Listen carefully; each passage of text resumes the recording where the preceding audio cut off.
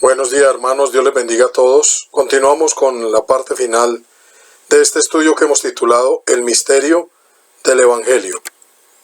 Y continuamos con el cuarto misterio de los 8 que habíamos dicho, el cual hemos titulado El misterio de la Iglesia.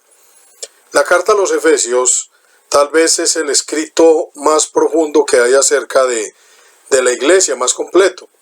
Capítulo 1 se menciona el capítulo 2, capítulo 3, capítulo 4 y capítulo 5, como vemos ahí los textos.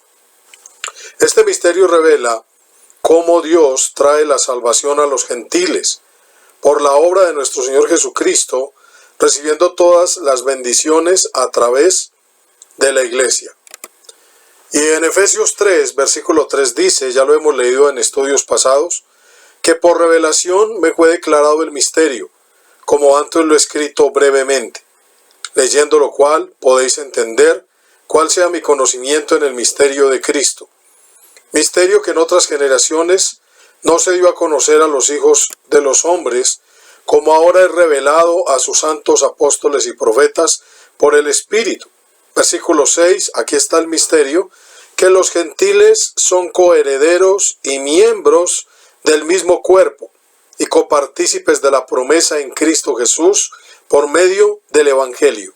Entonces, este es el misterio y la carta gira en torno a las bendiciones que los gentiles junto con los judíos recibimos en la iglesia a través del Evangelio por nuestro Señor Jesucristo. Y vamos a mirar capítulo 1, terminando el capítulo 1, el último versículo dice, que lo dio por cabeza sobre todas las cosas a la iglesia, la cual es su cuerpo, la plenitud de aquel que todo lo llena en todo. Y es maravilloso, nosotros que creemos en esta santa palabra de Dios, algunos niegan la iglesia y se apartan de la iglesia porque en ella encuentran corrupción y problemas, pero realmente la iglesia es el centro del plan de Dios para salvar a la humanidad, y nuestro Señor Jesucristo resucitó, subió a los cielos y se sentó a la diestra de Dios y es tomado por cabeza sobre todas las cosas a la iglesia, la cual es su cuerpo. Y la iglesia es la plenitud de aquel que todo lo llena en todo. Ahora, en el capítulo 2 dice que tanto judíos como gentiles, dice la palabra, que de ambos pueblos hizo uno solo, derribando la pared intermedia de separación, haciendo la paz. Judíos y gentiles ahora van a ser salvos en la iglesia, a través de la iglesia.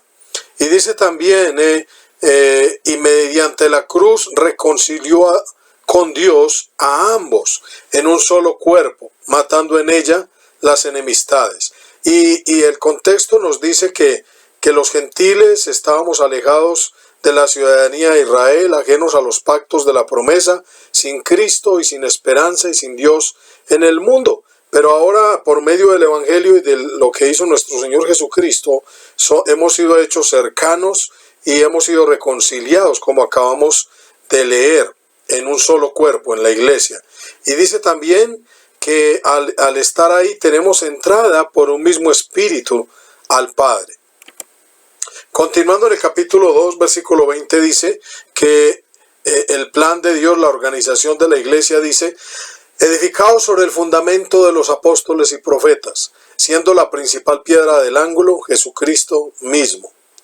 Y continúa en quien todo el edificio, compara a la iglesia como un edificio, como dice también Pedro, nosotros somos piedras vivas de ese edificio, bien coordinado, va creciendo para ser un templo santo en el Señor, en quien vosotros también sois juntamente edificados para morada de Dios en el Espíritu. A través de la iglesia somos edificados. Los que rechazan la iglesia están rechazando el plan de Dios y no están entendiendo el misterio del Evangelio, este misterio tan maravilloso que estamos estudiando hoy.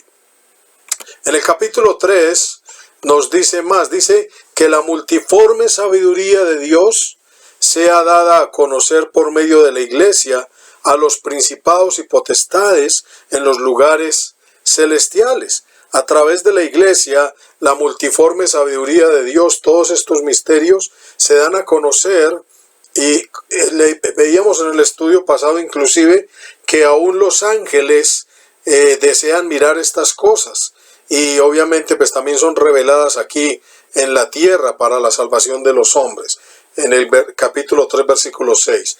Habíamos estudiado también en la clase pasada lo que llamamos la oración de la iglesia, en el capítulo 3, 14 al 21, y termina esta oración y este capítulo diciendo: a Él sea gloria en la iglesia en Cristo Jesús, por todas las edades, por los siglos de los siglos.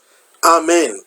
Maravilloso este plan de Dios para salvar al hombre, este misterio que nos ha sido revelado. Nosotros mismos, que somos gentiles, hemos entrado en este plan en la iglesia, y a través de la iglesia se da a conocer los tesoros de la sabiduría de Dios.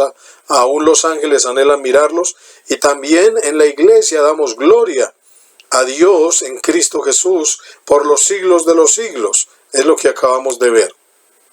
En el capítulo 4, complementando lo que dice en el capítulo 2, cuando hablábamos de que somos juntamente edificados por los apóstoles y profetas, quedándonos en el fundamento, dice también en el capítulo 4, nos habla de que hay un solo cuerpo, y nos habla de la unidad del Espíritu y de todas estas cosas, y nos habla de los ministerios, y dice que Él constituyó apóstoles, profetas, evangelistas, pastores y maestros, a fin de perfeccionar a los santos, versículo 11, para la obra del ministerio, para la edificación del cuerpo de Cristo, hasta que todos lleguemos a la unidad de la fe y del conocimiento del Hijo de Dios, a un varón perfecto a la medida de la estatura de la plenitud de Cristo. Tremendo misterio que el Señor reveló, y es muy triste la lucha que a veces sostenemos con aquellos que se oponen a la iglesia y que no piensan que es un absurdo estar en la iglesia. Este es el maravilloso plan de Dios. Dice también ahí mismo en el capítulo 4 que esta edificación es para que nos apartemos del error, de las artimañas del error, pero termina diciendo este capítulo que debemos seguir la verdad en amor y crecer en todo en aquel que es la cabeza, esto es Cristo, de quien todo el cuerpo, bien concertado y unido entre sí por todas las coyunturas que se ayudan mutuamente, según la actividad propia de cada miembro, recibe su crecimiento para ir edificándose en amor. Entonces, maravilloso el plan de Dios. Ahí vemos cómo se edifica la iglesia, cómo obran los ministerios, cómo debemos estar unidos. Todos los miembros tienen una función, una actividad propia, y de esa manera, ayudándonos, vamos a ser edificados, y sobre todo por el Espíritu y en amor. En el capítulo 5 continúa y habla de otro misterio de la iglesia, y es que Cristo es el esposo y su iglesia es la amada. Y dice ahí en el capítulo 5, porque nadie aborreció jamás su propia carne, sino que la sustenta y la cuida, como también Cristo a la iglesia, porque somos miembros de su cuerpo, de su carne y de sus huesos. Grande es este misterio, mas yo digo esto respecto de Cristo y de la iglesia. Y él también aprovecha para hablar del matrimonio, de la relación entre los esposos, pero lo que está diciendo es que de la misma manera es la relación entre Cristo y la iglesia. Es un amor profundo, hermanos. Entonces, maravilloso poder entender este misterio de la iglesia, hermanos.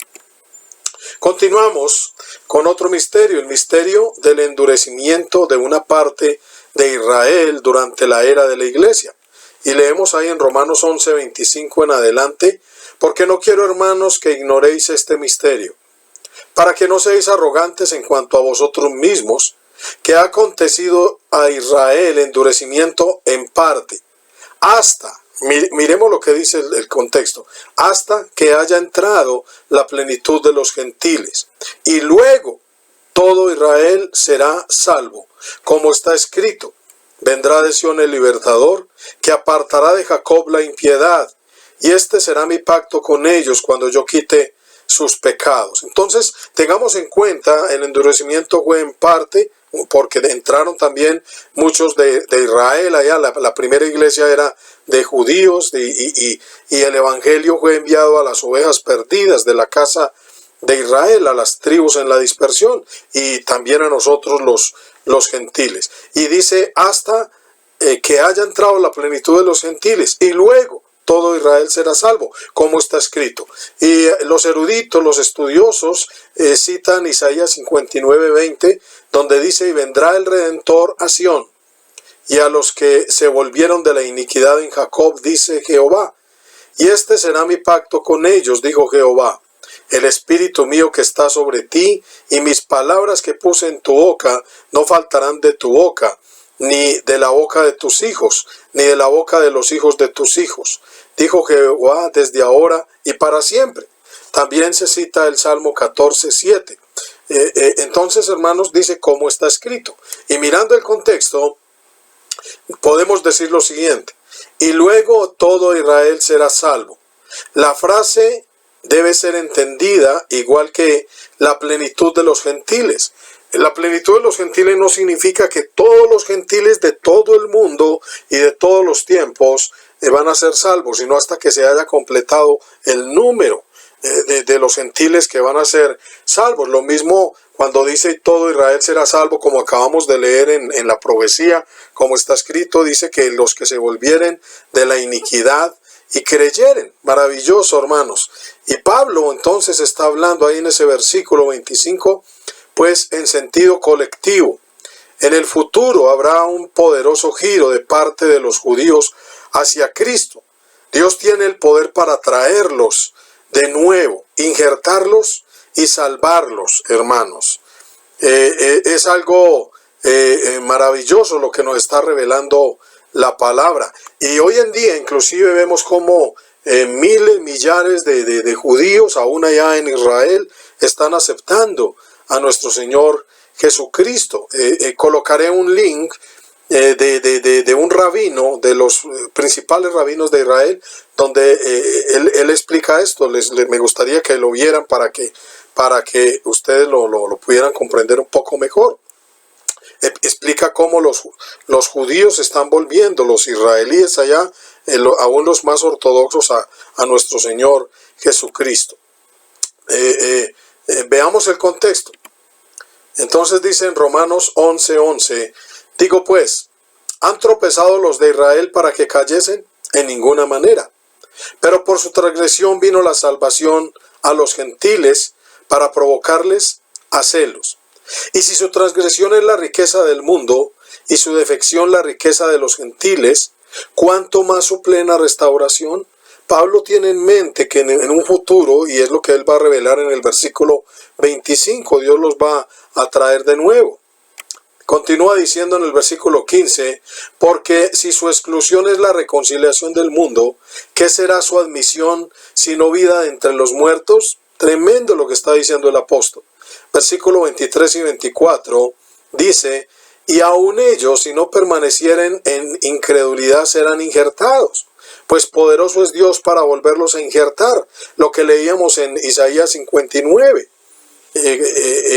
donde dice donde se cita este contexto y dice que los que se volvieren de su iniquidad, Dios los va a traer. Versículo 24, porque si tú fuisteis cortado, el que por naturaleza es olivo silvestre, y contra naturaleza fuiste injertado en el buen olivo, cuánto más estos, que son las ramas naturales, serán injertados en su propio olivo. Y entonces ahí es donde sigue el versículo 25.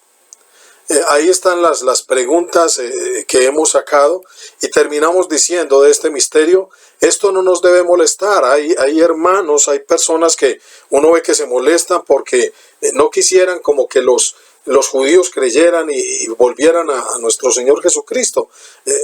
No nos debemos molestar por esto. Si Dios en su potestad tiene misericordia de todos, debemos alegrarnos con ellos. De hecho, el contexto dice que Dios los colocó a todos en desobediencia para tener misericordia de todos. Oh, profundidad de las riquezas y de la misericordia de Dios. Es maravilloso este misterio, hermanos.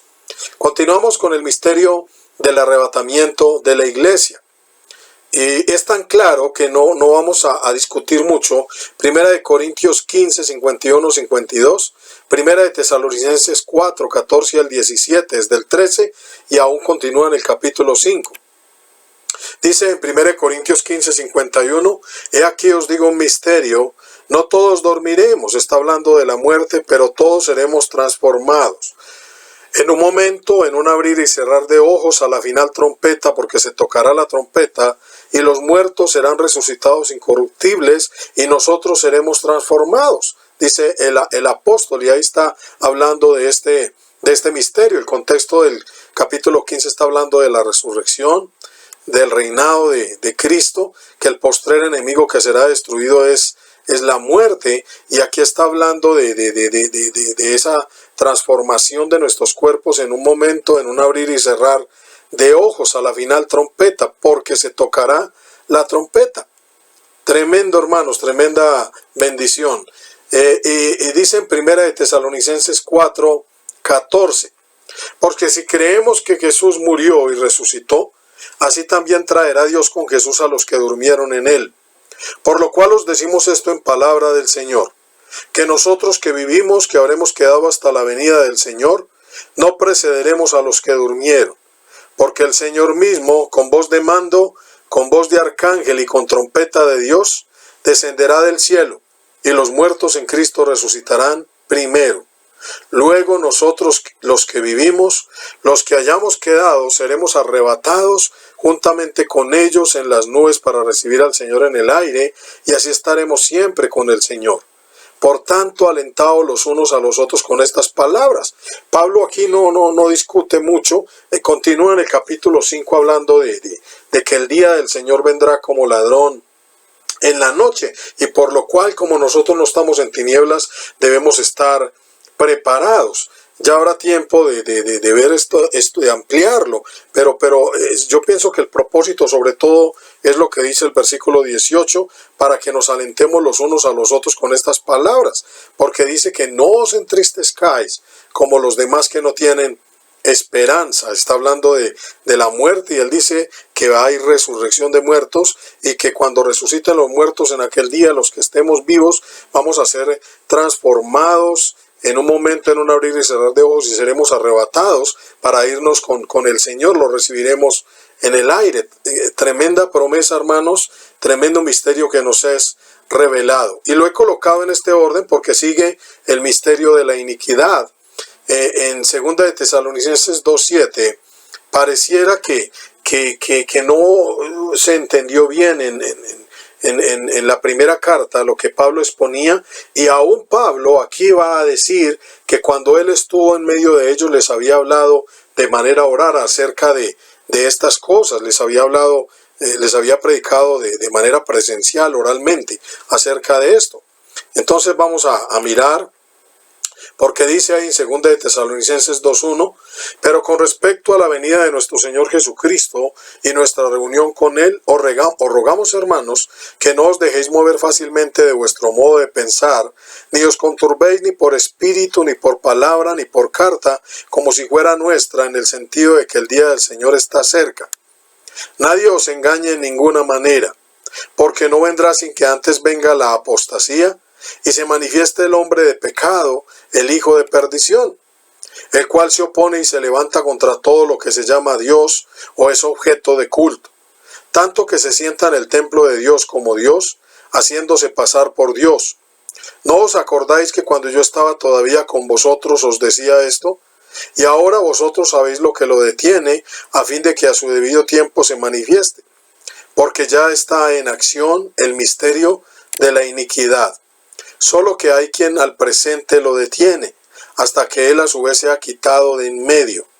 Entonces se manifestará aquel inicuo, a quien el Señor matará con el espíritu de su boca, y destruirá con el resplandor de su venida. Inicuo cuyo advenimiento es por obra de Satanás, con gran poder y señales y prodigios mentirosos. Entonces vamos a comentar esto. El apóstol ha dicho que si no se acuerdan de que él ya les había hablado de estas cosas, parece que no lo habían entendido ni oralmente, ni con lo que él había expuesto en en la primera carta a los tesalonicenses. Y por eso está profundizando ahora en este tema. Vamos a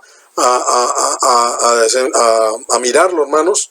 Entonces, el propósito principal de este segundo capítulo es corregir ese error, que la venida del Señor no estaba cerca, como ellos de pronto estaban pensando, poniendo en claro ciertas señales, especialmente la apostasía y la manifestación del hombre de pecado, el hijo de perdición, que no vendría sin que antes se sucedieran estas cosas. Y entonces vamos a tratar de mirarlo de una manera gráfica brevemente. La palabra iniquidad, porque estamos hablando del misterio de la iniquidad, según el diccionario Vine, número G458, es anomía, iniquidad, relacionado con anomos, sin ley. Es la misma palabra que aparece en Mateo 7, donde dice hacedores de maldad, de cosas sin ley. Y está relacionado a uno que rechaza la ley en rebelión, menosprecio por la ley de Dios. Y esa es la idea en 2 de Tesalonicenses 2:3, lo que dice el señor Vine allí. Entonces dice que este misterio de la iniquidad, dice que el Señor no vendría hasta que venga la apostasía, ya vamos a definirla, y se manifieste el hombre de pecado, el hijo de perdición, que como dice también el contexto, viene por obra de Satanás, con señales y prodigios mentirosos, con grandes señales y prodigios mentirosos. Ahora, la palabra apostasía significa apartamiento, es del griego G646, significa apartamiento, revuelta, el abandono o rechazo de la fe. Esa también es la idea que se está presentando en 2 de Tesalonicenses 2:3.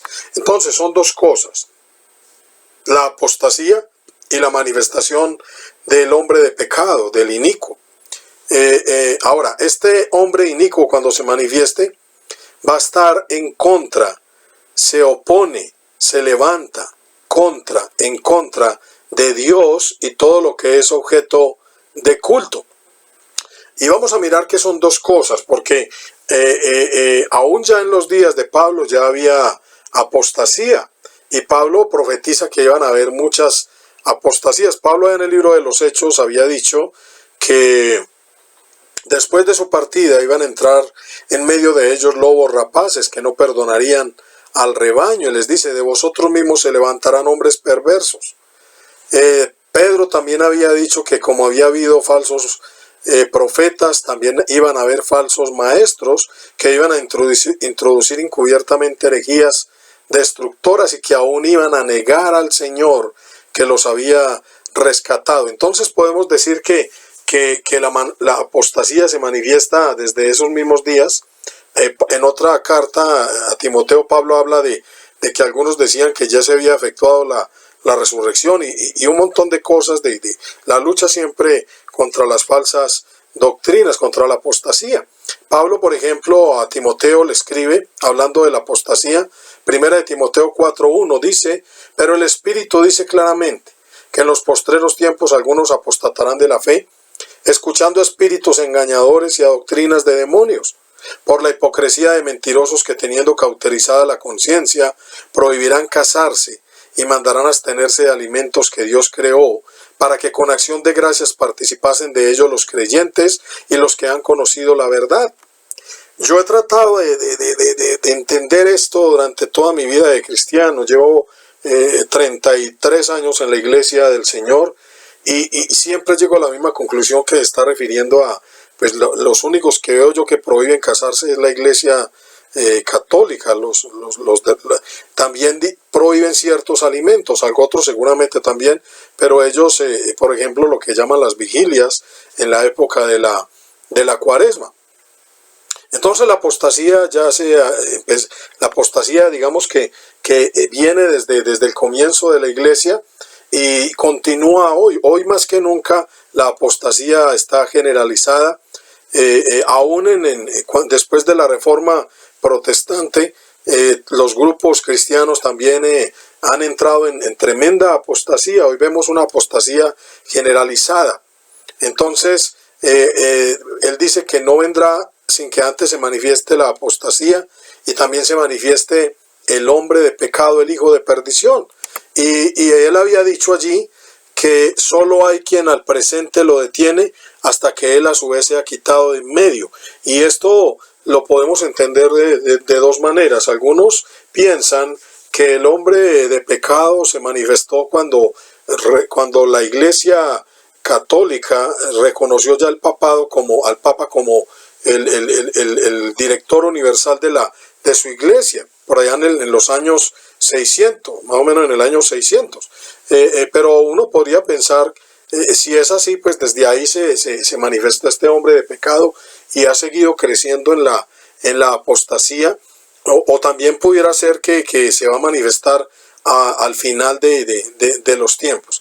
La mayoría llegan a creer que esta apostasía, pues como estamos diciendo, no solo es la Iglesia de Roma, sino también las sectas, tantas sectas que se han levantado y que introducen tanta apostasía, los diezmos, los instrumentos de música, de que hoy en día hay pastoras en las congregaciones, cosas de las cuales la palabra de Dios es muy clara y nos revela que no es así, hermanos. Y pues la misma Iglesia de Roma, la Inquisición, las cruzadas, tanta persecución que ha habido a través de los siglos, tanta maldad en estos papas y cosas ocultas que todos sabemos que aún existen.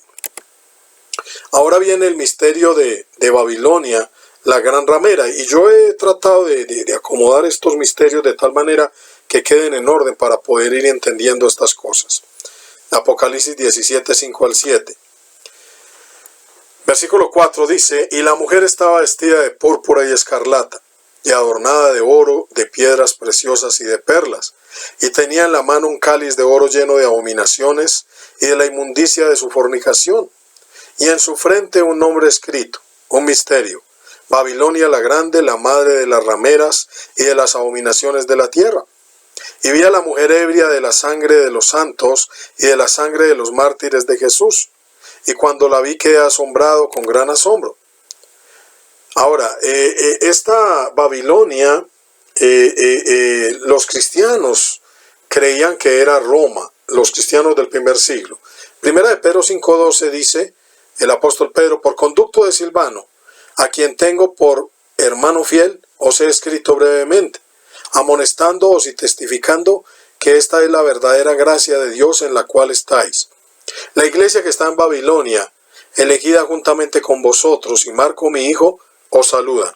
Los comentaristas creen que esta carta fue escrita desde Roma, y Pedro, eso es lo que él está diciendo. Los primeros cristianos usaban el nombre de Babilonia para referirse en forma velada a Roma, capital del Imperio Romano. Y según parece, pues la carta fue escrita desde esta ciudad. Versículo 4 dice: vi a la mujer vestida de púrpura y escarlata. Y pudiera uno pensar que no es casualidad que esto suceda. Adornada de oro, de piedras preciosas, de perlas, y tenía en la mano un cáliz de oro lleno de abominaciones y de la inmundicia de su fornicación.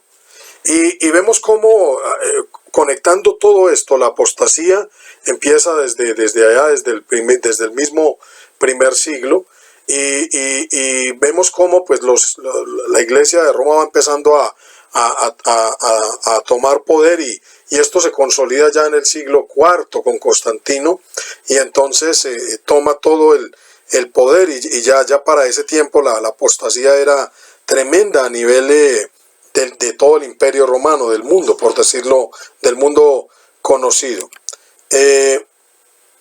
Un mismo obispo del siglo II, usted puede encontrar esto en internet, aún en la enciclopedia católica, le recomiendo que busque esto. Dice: fue Roma quien crucificó a Cristo, quien destruyó a Jerusalén y esparció a los judíos, quien persiguió a los cristianos primitivos en los tiempos paganos, y probablemente será quien ha de ser restaurada a su grandeza pristina, tal como bajo los Césares, un poco antes de la quema de la ramera y la suya propia conjuntamente. Así pensaba Hipólito, en un escrito que él tituló Anticristo del segundo siglo. Y este personaje, inclusive ellos hablan de San Hipólito. Yo hice toda esta investigación. Como decíamos, no nos queda tiempo para extendernos. Estamos mirando en general el misterio del Evangelio. Pero es tremendo esto y los animo a que busquen esta información.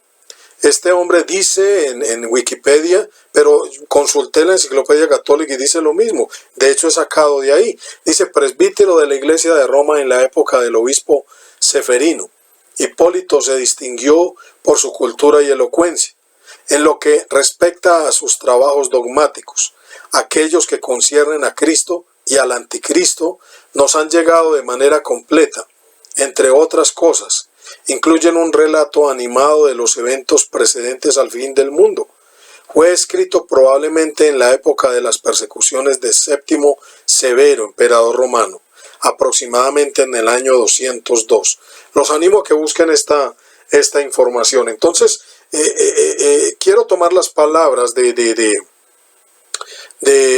cuando veíamos en Primera de Tesalonicenses capítulo 4, hablando de la segunda venida de Cristo. Quiero tomar esas palabras para finalizar el estudio diciendo que entender estos misterios, seguir creciendo en el entendimiento de ellos, hemos venido diciendo a lo largo del estudio que es pretencioso creer que los entendemos a profundidad. Es más, las cosas del fin del mundo de todas maneras tienen su misterio. Algunas cosas entendemos de lo que ha sido revelado, hermanos, y debemos orar, como Pablo decía, para que los podamos seguir entendiendo. Pero decía que tomáramos ese último versículo donde dice, alentaos con estas palabras los unos a los otros. Entonces, hemos preparado este estudio para eso, para que nos sirva de aliento y el poder entender los misterios del Evangelio.